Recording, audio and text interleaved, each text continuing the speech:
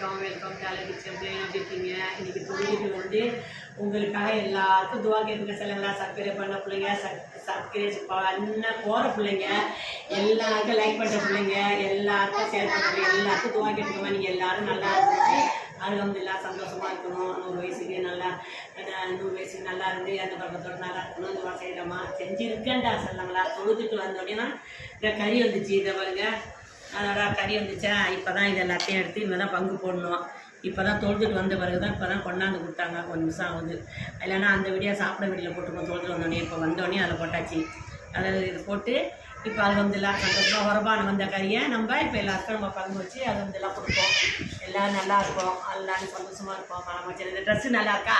இதுதான் பெண்ணாக்கு ட்ரெஸ்ஸு. இது என் மகன் எடுத்த பிறந்த நாளைக்கு கொடுத்த தானியம் போட்டுக்கிட்டேன். இந்த கைலி இந்த சட்டை நல்லா இருக்கா? சூப்பராக இருக்கா? பாருங்கள்.